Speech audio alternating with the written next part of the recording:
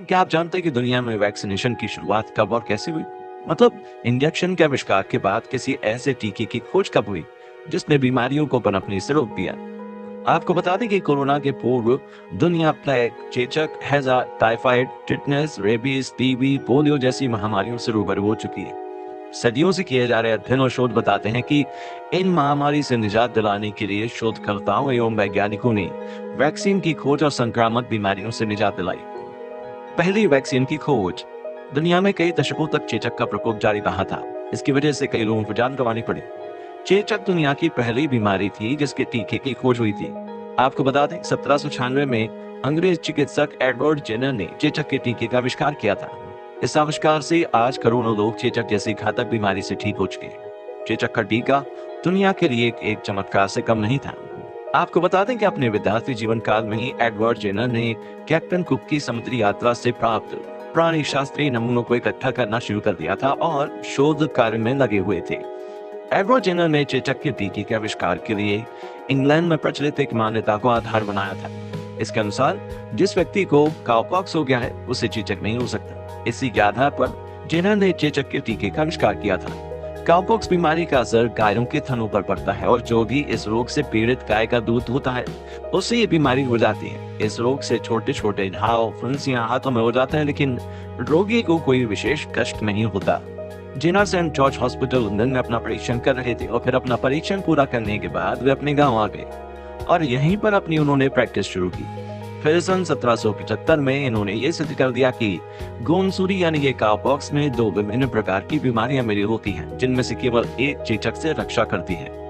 Edward Jenner ने यह भी निश्चित किया कि काउपॉक्स और चेचक नाम की बीमारियां एक किस्म से छुआछूत वाली बीमारियां हैं। 1798 में इन्होंने चेचक के टीके के कारणों और प्रभावों पर एक निबंध भी प्रकाशित किया था।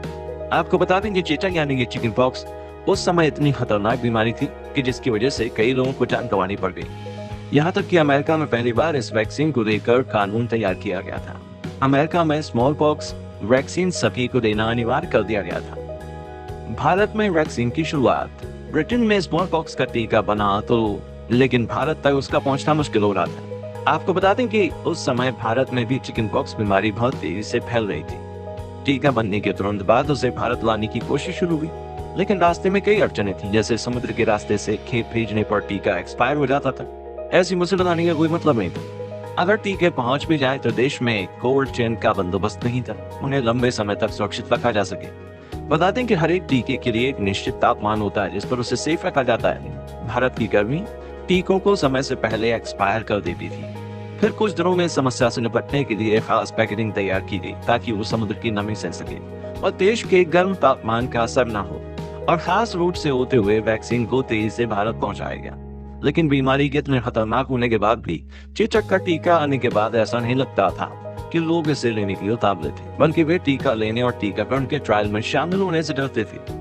अब सवाल यह था कि सबसे पहले वैक्सीन किसे दी जाए, क्योंकि भारतीयों को जबरदस्ती वैक्सीन देने से विद्रोह का खतरा था। लिहाजा एक ब्रिटिश कर्मचारी की 3 साल की बेटी को टीका लगाया गया। इसके बाद ही पूरे देश में लगना शुरू हुआ। हालांकि कई इतिहासकारों के मुताबिक शुरू में इसका यूरोपियन पर ट्रायल किया जाता था। आखिरकार जेनर का चेचक का टीका पूरी तरह से सफल माना गया और साल 1799 में इसे हर देश और दुनिया में लगाए जाने की अनुमति मिल गई। ये तो हुई पहली आधिकारिक वैक्सीन की बात, लेकिन माना जाता है कि प्राचीन भारत समेत चीन और तुर्की में टीकाकरण का कॉन्सेप्ट पहले ही समझा जा चुका था। बता दें कि भारत में मेडिकल साइंस काफी आगे था और कई तरह की सर्जरीज भी आयुर्वेद में होती थी। 1000 AD में भारतीय चिकित्सक समझ चुके थे कि बीमारी के वायरस का छोटा हिस्सा शरीर में डालने पर हल्की बीमारी तो होती है, लेकिन फिर गंभीर बीमारी होने से बचा जा सकता है। तो दोस्तों आज के लिए बस इतना ही। अभी दीजिए इजाजत। हमारे चैनल को लाइक, शेयर और सब्सक्राइब जरूर करें। देखने के लिए शुक्रिया।